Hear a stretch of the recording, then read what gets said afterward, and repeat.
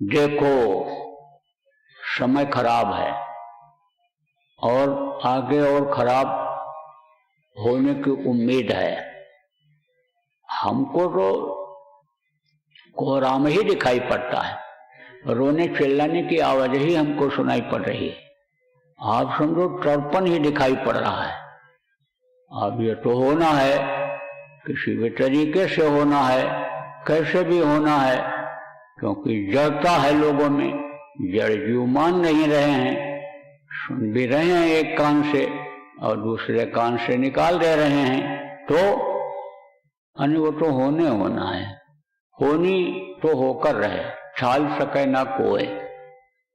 अब टालने का एक यही रास्ता है कि भाई कहीं जैसे आग लगी और बता दिया जाए कि उधर मत जाओ, और आप होशियार हो गए, सजग हो गए, तो आग में जलोगे नहीं मानोगे, आगे बढ़ जाओगे, लोभ में लालच में किसी भी तरह से बढ़ जाओगे तो आग की लपट ही लगेगी, झुलस जाओगे, कपड़े ही जल जाएंगे।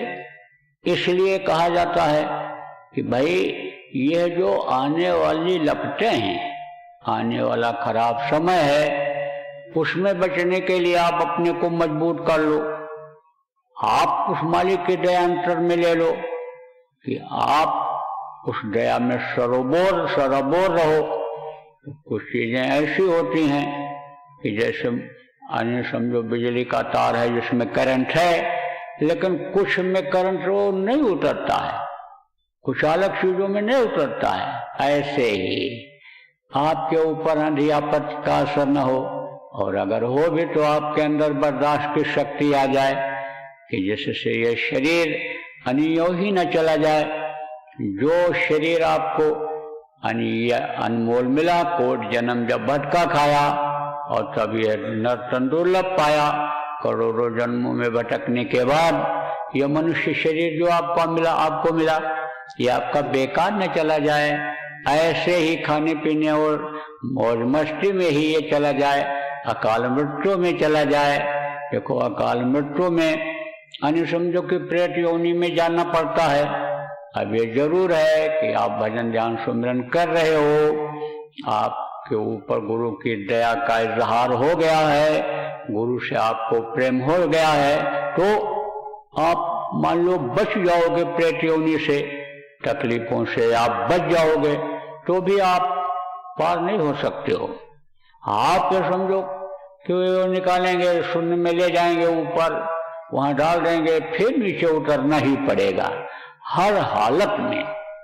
अगर आपने गांठ को नहीं खोला, अगर आप ऊपरी लोकों में आने जाने नहीं लगे और उस ताकत को आपको जो मिलेगी उसको अगर आप संभाल कर नहीं रख सके, उसको आपने लुटा दिया, फिर इन अंगों से आपने गलत काम किया, शरीर को अपवित्र कर लिया, तो जो नियम है उस नियम के अंतर्गत आपको भी सजा मिल जाएगी।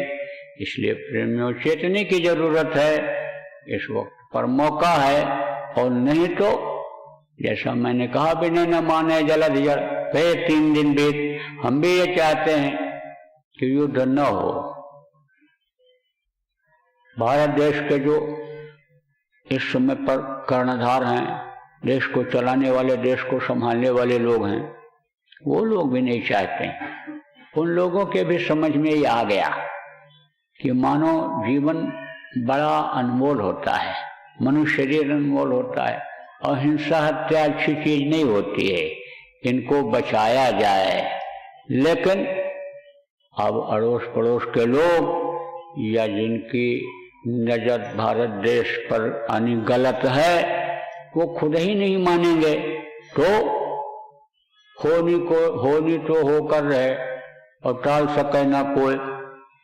आप देखो कितना समझाया कृष्ण ने, कितना समझाया कौरवों को कि युद्ध न करो, युद्ध अच्छा नहीं होता है, लड़ाई अच्छी नहीं होती है, धन का बड़ा नुकसान होता है, जन का मनुष्यों का बड़ा नुकसान होता है, सारी व्यवस्था अस्त व्यस्त हो जाती है, आदमी का ठौर ठिकाना खत्म हो जाता है, आदमी की व्यवस्थाएं सब बिगड़ जाती हैं जीवन की, तो न करो, नहीं माने।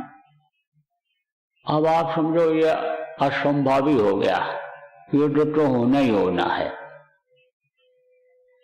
तो पूर्वी एक जगह